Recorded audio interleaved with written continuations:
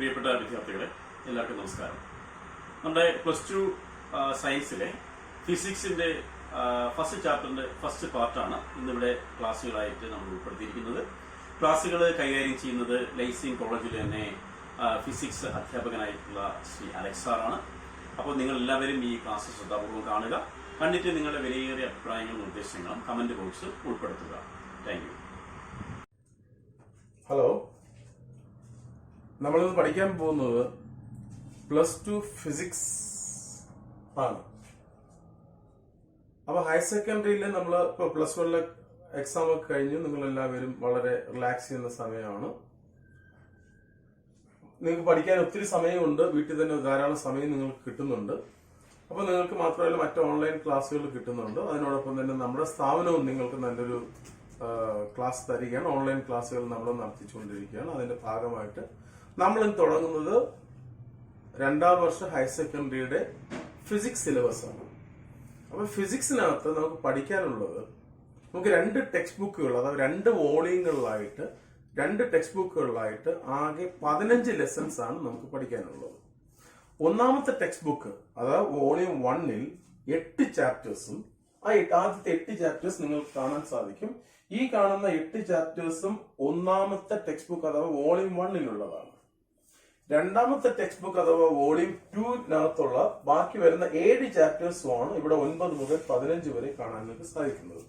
അപ്പൊ 2 ടെക്സ്റ്റ് ബുക്കുകളുമായിട്ട് ഉണ്ടാകുന്ന total chapters എന്ന് പറയുന്നത് ഇവിടെ 8ഉം 7ഉം മൊത്തത്തിൽ 15 ചാപ്റ്റേഴ്സ് ആണ് 2 ടെക്സ്റ്റ് ബുക്കുകളുമായിട്ട് നിങ്ങൾക്ക് പഠിക്കാനുള്ളത്. ആദ്യം ഒന്നാമത്തെ ടെക്സ്റ്റ് ബുക്കിൽ എന്നതിനെ കുറിച്ച് നമുക്കൊന്ന് അനലൈസ് ചെയ്യാം. ആദ്യത്തെ ടെക്സ്റ്റ് ബുക്കിനകത്ത് ഞാൻ പറഞ്ഞു ഇവിടെ നമുക്ക് 8 ചാപ്റ്റേഴ്സ് ഉണ്ടെന്ന് പറഞ്ഞു. 8 ചാപ്റ്റേഴ്സ് നിങ്ങൾക്ക് കാണാൻ സാധിക്കും. ഈ 8 ചാപ്റ്റേഴ്സിനും കണ്ടിന്യൂറ്റി ഉള്ള ചാപ്റ്റേഴ്സ് ആണ് 8 പേര്. അതിൽ നമുക്ക് കാണാൻ സാധിക്കും. ആദ്യം electric charges and fields, electric potential and capacitance, മൂന്നാമത് കറന്റ് ഇലക്ട്രിസിറ്റി. ഇതെല്ലാം ഈ 3 കണ്ടിന്യൂറ്റി ഉള്ളതാണ്. അതെല്ലാം ഇലക്ട്രിസിറ്റിയുടെ പോർഷൻസ് ആണ്. ഇലക്ട്രിസിറ്റിയെ കുറിച്ചാണ് അതിന് 3-നകത്തും പഠിക്കാനുള്ളത്. പിന്നെ മാഗ്നറ്റിസം, ദെൻ ഇതിന് 2ന്റെയും കമ്പൈൻഡ് ഇഫക്റ്റ് ആയിട്ടുള്ള ഇലക്ട്രോ മാഗ്നറ്റിസം. അപ്പൊ ആദ്യത്തെ 8 ചാപ്റ്റേഴ്സിനകത്ത് നമ്മൾ പഠിക്കുന്നത് ഇലക്ട്രിസിറ്റി, ദെൻ മാഗ്നറ്റിസം, പിന്നെ ഇലക്ട്രോ മാഗ്നറ്റിസം. അങ്ങനെ ഒരു കണ്ടിന്യൂറ്റിയാണ് നമ്മൾ ആദ്യത്തെ ടെക്സ്റ്റ് ബുക്കിനകത്ത് വരുന്ന ഈ 8 ചാപ്റ്റേഴ്സിനകത്തും ആ കണ്ടിന്യൂറ്റി നമുക്ക് കാണാൻ സാധിക്കും. എന്നാൽ രണ്ടാമത്തെ ടെക്സ്റ്റ് ബുക്കിനകത്ത് നമുക്ക് ആ ഒരു കണ്ടിന്യൂറ്റി എല്ലാ ചാപ്റ്റേഴ്സിനകത്തും ഉണ്ടാകുന്നില്ല. 9ഉം 10ഉം അതിനകത്തൊരു കണ്ടിന്യൂറ്റി ഉണ്ടെന്ന് നമുക്ക് പറയാൻ സാധിക്കും. കാരണം 2ഉം ഒപ്റ്റിക്സിനെ കുറിച്ചുള്ള സ്റ്റഡിയാണ്. Ray optics and optical instruments. 10ാമത്തെ ചാപ്റ്ററിനകത്ത് വേവ് ഒപ്റ്റിക്സ് ആണ്. അപ്പൊ ഒപ്റ്റിക്സ് എന്താണ് നിങ്ങൾ കേട്ടിട്ടുണ്ടാവും. It is a branch of physics, deals with the study of light and light involving phenomenas. അപ്പൊ അതിനകത്ത് ഒത്തിരി ലൈറ്റിന്റേതായിട്ടുള്ള ഒത്തിരി ഫിനോമിനാസിനെ കുറിച്ച് പഠിക്കാനുണ്ട് നമുക്ക്. Reflection, refraction, diffraction, polarisation, interference, അങ്ങനെ നിരവധി കാര്യങ്ങൾ. അതുപോലെ തന്നെ lens, different types of lenses and mirrors, പിന്നെ microscope, simple and compound microscope, telescope മുതലായ ഉപകരണങ്ങളെ കുറിച്ചും നമുക്ക് ഈ 9-10 ചാപ്റ്റേഴ്സിനകത്ത് മൊത്തത്തിൽ നമുക്ക് ലൈറ്റിനെ കുറിച്ചുള്ള സ്റ്റഡിയാണ്. പിന്നെ ഈ 11, 12, 13 നമുക്ക് കളക്റ്റീവായിട്ട് നമുക്ക് അതിനെ മോഡേൺ ഫിസിക്സ് എന്ന പേരിൽ അറിയപ്പെടും. അപ്പൊ അതേ ചാപ്റ്ററിൽ കൂടുതൽ പഠിക്കുന്നത് കുറെ കെമിസ്ട്രിയുമായിട്ട് ബന്ധപ്പെട്ട ഭാഗങ്ങളാണ്. ഈ 11, 12, 13 എന്ന് പറയുന്ന മോഡേൺ ഫിസിക്സിന്റെ പാർട്ടായിട്ട് വരുന്ന ആ ലെസൺസിനകത്ത് പഠിക്കാനുള്ളത്. പ്രധാനമായും atoms, nuclear, atomic number, mass number, isotopes, isobar മുതലായ കാര്യങ്ങൾ, അതുപോലെ radio activity, alpha, beta, gamma, radiations, അങ്ങനെയുള്ള ഡീറ്റെയിൽസ് ആയിട്ടുള്ള കാര്യങ്ങളാണ്. കുറെ ഭാഗങ്ങൾ കെമിസ്ട്രിയുമായിട്ട് ബന്ധപ്പെട്ടിട്ടുള്ളതാണ് 11, 12, 13 ആയിട്ട് വരുന്ന ഭാഗങ്ങൾ. 14 എന്ന് പറയുന്നത് semi conductor devices and electronics എന്ന പേരിൽ അറിയപ്പെടും. ആ സെമി കണ്ടക്ടർ എന്ന് കേട്ടിട്ടുണ്ടാവും. On the basis of electrical conductivity materials are classified into 3. അപ്പൊ conductors, insulators and semi conductors. നമ്മളുടെ ഫസ്റ്റ് പാർട്ടിനകത്ത് നമ്മൾ കൂടുതലും പഠിക്കുന്നത് കണ്ടക്ടേഴ്സിനെ കുറിച്ചാണ്. ഒന്നാമത്തെ ചാപ്റ്ററിൽ നമുക്ക് ഇൻസുലേറ്റർ വരുന്നുണ്ട്. പിന്നെ ബാക്കി തുടർന്നുള്ള ചാപ്റ്റേഴ്സ് നമ്മൾ കൂടുതലും കണ്ടക്ടേഴ്സിനെ കുറിച്ച് പഠിക്കുന്നുണ്ട്. എന്നാൽ ഈ സെമി കണ്ടക്ടേഴ്സിനെ കുറിച്ച് നമ്മൾ പഠിക്കുന്ന ഡീറ്റെയിൽ ആയിട്ട് പഠിക്കുന്ന ചാപ്റ്ററാണ് ചാപ്റ്റർ നമ്പർ 14. സെമി കണ്ടക്ടർ കൊണ്ടുള്ള ഉപകരണങ്ങൾ, ഡിവൈസസിനെ കുറിച്ചും ഇലക്ട്രോണിക് ഡിവൈസസിനെ കുറിച്ചും 14ാമത്തെ ചാപ്റ്ററിനകത്ത് നമ്മൾ ഡീറ്റെയിൽ ആയിട്ട് പഠിക്കുന്നുണ്ട്. 15ാമത്തെ ചാപ്റ്റർ എന്ന് പറഞ്ഞാൽ communication system, amplitude modulation, FM, frequency modulation, that means TV communication, communications, radio communications, പല വ്യത്യസ്ത രീതിയിലുള്ള ബ്രോഡ്കാസ്റ്റിംഗ്, പിന്നെ സാറ്റലൈറ്റ് കമ്മ്യൂണിക്കേഷൻസ്, അങ്ങനെ വ്യത്യസ്ത രീതിയിലുള്ള കമ്മ്യൂണിക്കേഷൻസിനെ കുറിച്ചാണ് 15ാമത്തെ ചാപ്റ്റർ പഠിക്കുന്നത്. അപ്പൊ ഇതാണ് നമുക്ക് ഈ വർഷം 2ാം വർഷം +2 ഫിസിക്സിൽ നിങ്ങൾക്ക് പഠിക്കാനുള്ളതാണ്. ആകെ 2 ടെക്സ്റ്റ് ബുക്കുകളിലായിട്ട് നിങ്ങൾ കാണപ്പെടുന്നതാണ്. 8ഉം 7ഉം മൊത്തം 15 ചാപ്റ്റേഴ്സ് ആണ് നിങ്ങൾ 2 ടെക്സ്റ്റ് ബുക്കുകളിലായിട്ട് ആകെ പഠിക്കാൻ പോകുന്നത്. നമുക്ക് ആദ്യം ഇന്ന് 1ാമത്തെ ചാപ്റ്റർ നമുക്ക് ആദ്യം തുടങ്ങാം.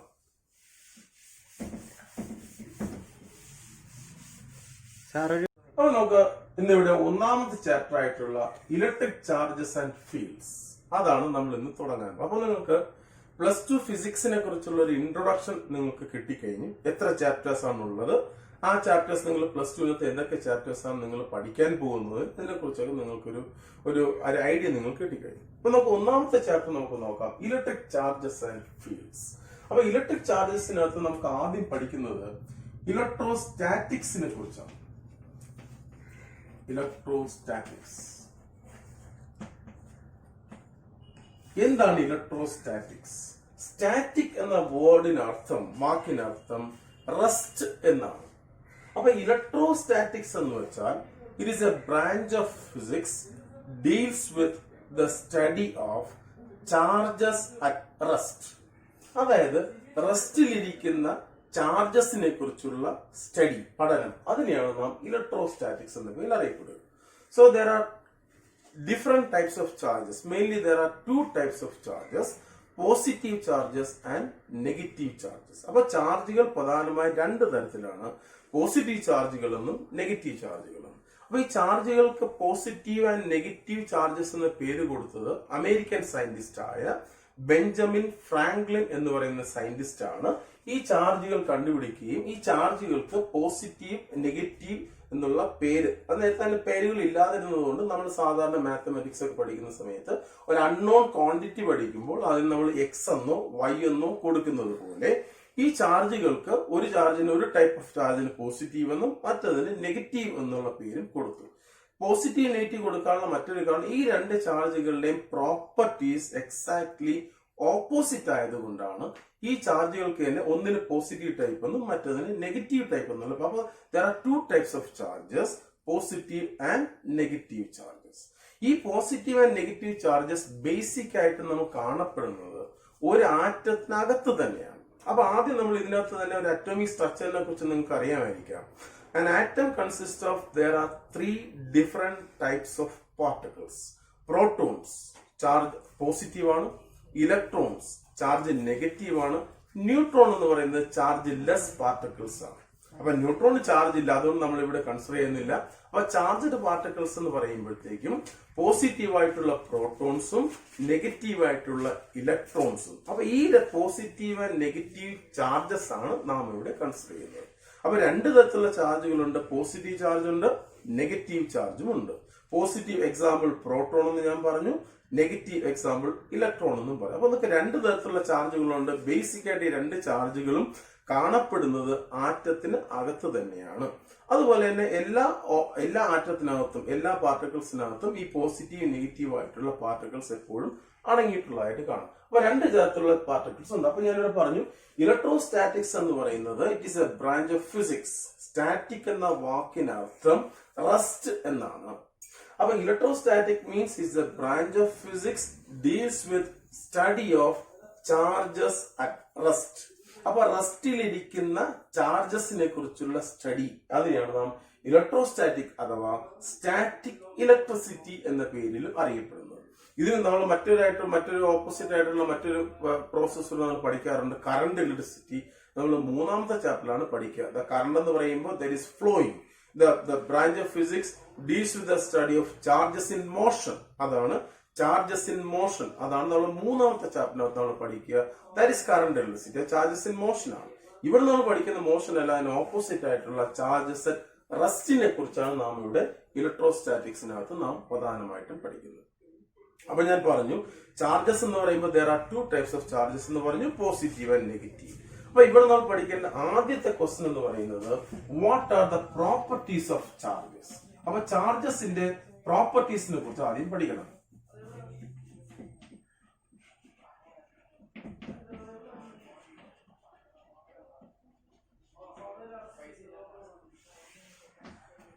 Properties of charges. ചാർജസിന്റെ പ്രോപ്പർട്ടീസ് പഠിക്കുമ്പോൾ ഒന്നാമത്തെ പ്രോപ്പർട്ടി നിങ്ങൾ കേട്ടിട്ടുണ്ടാവും, ലൈക്ക് ചാർജസ് ഓൾവേസ് റിപ്പൽ.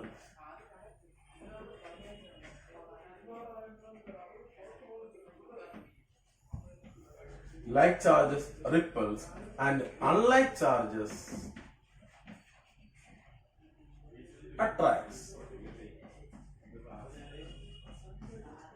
അപ്പൊ ഇവിടെ ലൈക്ക് ചാർജസ് എപ്പോഴും റിപ്പൽ ചെയ്യുന്നതായിട്ട് കാണാം. ലൈക്ക് ചാർജസ് എന്ന് പറയുമ്പോൾ രണ്ട് പോസിറ്റീവ് ചാർജുകൾ അല്ലെങ്കിൽ രണ്ട് നെഗറ്റീവ് ചാർജുകൾ, അത് തന്നെയാണ് ലൈക്ക് ചാർജസ് എന്ന് വിളിക്കുക.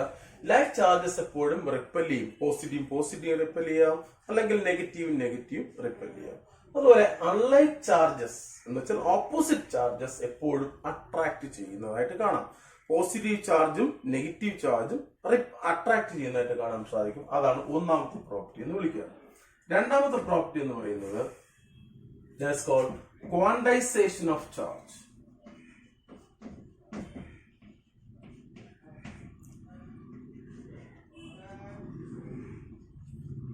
ക്വാണ്ടൈസേഷൻ ഓഫ് ചാർജ് ഇത് നിങ്ങൾ പ്രോപ്പർട്ടീസിനകത്ത് പഠിക്കാൻ പറ്റുന്ന വളരെ ഇമ്പോർട്ടന്റ് ആയിട്ടുള്ള ഒരു പ്രോപ്പർട്ടിയാണ്. എക്സാമിന് വളരെ കൂടുതലായിട്ട് ചോദിക്കാൻ സാധ്യതയുള്ള ഒരു പ്രോപ്പർട്ടിയാണ് ക്വാണ്ടൈസേഷൻ ഓഫ് ചാർജ്. എന്താണ് quantisation of charge? It means the calculation of charge. ഒരു ചാർജ്ഡ് ബോഡിയുടെ ടോട്ടൽ ചാർജ് നമുക്ക് എങ്ങനെ കാൽക്കുലേറ്റ് ചെയ്യാം? ആ ഒരു ബോഡിയുടെ ടോട്ടൽ ചാർജ് കാൽക്കുലേറ്റ് ചെയ്യുന്ന മെത്തേഡിനെയാണ്, ആ പ്രോപ്പർട്ടിയാണ് നമ്മൾ ക്വാണ്ടൈസേഷൻ ഓഫ് ചാർജ് എന്ന പേരിൽ അറിയപ്പെടുക.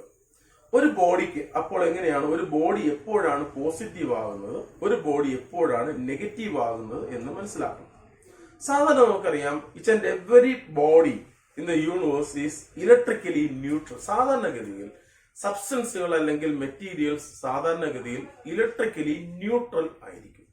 എന്തുകൊണ്ടാണ് ഈ വസ്തുക്കൾ സാധാരണ സബ്സ്റ്റൻസുകൾ ഇലക്ട്രിക്കലി ന്യൂട്രൽ ആയിരിക്കുന്നത്? കാരണം ഓരോ മെറ്റീരിയലും ഉണ്ടാക്കിയിരിക്കുന്ന ഏതൊരു ആറ്റം, ഫോർ എക്സാമ്പിൾ ഒരു ആറ്റം കൺസിഡർ ചെയ്യുക, an atom is electrically neutral. അതിനുള്ള കാരണം നിങ്ങൾ പഠിച്ചിട്ടുണ്ടാവും. ഒരു ആറ്റത്തിനകത്ത് അടങ്ങിയിരിക്കുന്ന ഇലക്ട്രോൺസിന്റെയും പ്രോട്ടോൺസിന്റെയും എണ്ണം എപ്പോഴും ഈക്വൽ ആയിരിക്കും. ഏതൊരു ആറ്റം എടുത്തിരുന്നാലും അതിനകത്ത് അടങ്ങിയിരിക്കുന്ന നെഗറ്റീവ് ചാർജുള്ള ഇലക്ട്രോൺസിന്റെയും പോസിറ്റീവ് ചാർജുള്ള പ്രോട്ടോൺസിന്റെയും എണ്ണം ഈക്വൽ ആയിരിക്കും. സേ ഫോർ എക്സാമ്പിൾ, ഞാനിവിടെ ഒരു സോഡിയം എന്നൊരു ആറ്റം സങ്കല്പിക്കുക. അറ്റോമിക് നമ്പർ 11 ആണെന്ന് നിങ്ങൾക്കറിയാം, 11 ആണെന്ന് അറിയാം. അറ്റോമിക് നമ്പർ 11 എന്ന് വെച്ചാൽ ദാറ്റ് മീൻസ് പ്രോട്ടോൺസിന്റെ നമ്പർ 11 ആണ്, ഇലക്ട്രോൺസിന്റെ നമ്പറും 11 ആണ്.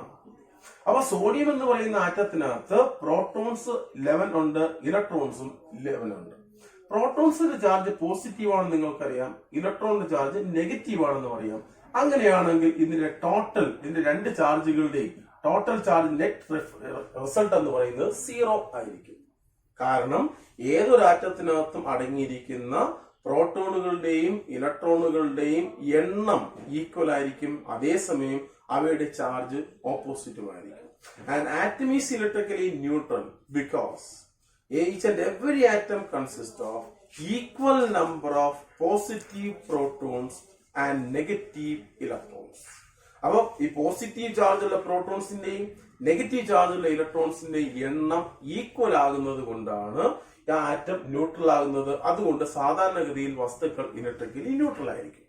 എന്നാൽ ഈ ചാർജ് ഇല്ലാത്ത വസ്തുക്കളെ നമുക്ക് ചാർജ് ഉള്ളതാക്കി മാറ്റാൻ സാധിക്കും. അത് നമ്മൾ മറ്റൊരു രീതിയിൽ വിളിക്കുന്ന പേരാണ് ഇലക്ട്രിഫിക്കേഷൻ. ചാർജ് ഇല്ലാത്തതിനെ ചാർജ് ഉള്ളതാക്കി മാറ്റാൻ നമുക്ക് സാധിക്കും. അതിന് പല മെത്തേഡുകളുണ്ട്, അത് നമ്മൾ തുടർന്ന് ഇനി പഠിക്കാൻ പോകുന്നതാണ്. there are different methods of charging എന്ന് നമ്മൾ ഇനി തുടർന്ന് പഠിക്കാൻ പോകുന്നതാണ്. അപ്പൊ ആദ്യം ഒരു വസ്തു എങ്ങനെയാണ്, അല്ലെങ്കിൽ ഒരു സബ്സ്റ്റൻസ് നമുക്ക് എപ്പോഴാണ് പോസിറ്റീവ് ആകുന്നത്, എപ്പോഴാണ് നെഗറ്റീവ് ആകുന്നത് എന്ന് നമുക്ക് മനസ്സിലാക്കാം. ന്യൂട്രൽ ആയിരിക്കാനുള്ള കാരണം നിങ്ങൾക്ക് അറിയാവുന്നതാണ്. അത് ഇലക്ട്രിക്കലി ന്യൂട്രൽ ആകാനുള്ള കാരണം പ്രോട്ടോൺസിന്റെയും ഇലക്ട്രോൺസിന്റെയും എണ്ണം ഈക്വൽ ആണ്. എന്നാൽ ഏതെങ്കിലും ഒരു സബ്സ്റ്റൻസിൽ ഇലക്ട്രോൺസിന്റെ നമ്പർ കൂടുകയാണെങ്കിൽ പ്രോട്ടോണിനേക്കാൾ ഇലക്ട്രോണിന്റെ നമ്പർ കൂടുന്ന അവസ്ഥയിൽ ആ സബ്സ്റ്റൻസ് നെഗറ്റീവ് ചാർജ് ഉള്ളതായി മാറും. ഇനി പ്രോട്ടോണിനേക്കാൾ ഇലക്ട്രോണിന്റെ നമ്പർ കുറയുകയാണെങ്കിൽ ആ വസ്തു പോസിറ്റീവ് ചാർജ് ഉള്ളതായിട്ട് മാറും. അപ്പോൾ ഒരു വസ്തു നെഗറ്റീവ് ആകണമെങ്കിൽ അതിന് ഇലക്ട്രോൺസിന്റെ നമ്പർ കൂടുതലായിരിക്കണം. ഇനി ഒന്ന് പോസിറ്റീവ് ആണെങ്കിൽ, ഒരു സബ്സ്റ്റൻസ് പോസിറ്റീവ് ആണെങ്കിൽ അതിൽ ഇലക്ട്രോൺസിന്റെ നമ്പർ കുറവായിരിക്കണം. അതായത് പ്രോട്ടോണിനേക്കാൾ ഇലക്ട്രോണിന്റെ നമ്പർ കുറഞ്ഞാൽ അത് പോസിറ്റീവ് ആയിരിക്കും. ഇനി പ്രോട്ടോണിനേക്കാൾ ഇലക്ട്രോണിന്റെ നമ്പർ കൂടിയാൽ അത് നെഗറ്റീവും ആയിരിക്കും. അപ്പൊ ഇലക്ട്രോണിന്റെ നമ്പർ കൂടിയാൽ നെഗറ്റീവ് ആയിരിക്കും, ഇലക്ട്രോണിന്റെ നമ്പർ കുറഞ്ഞാൽ പോസിറ്റീവും ആയിരിക്കും.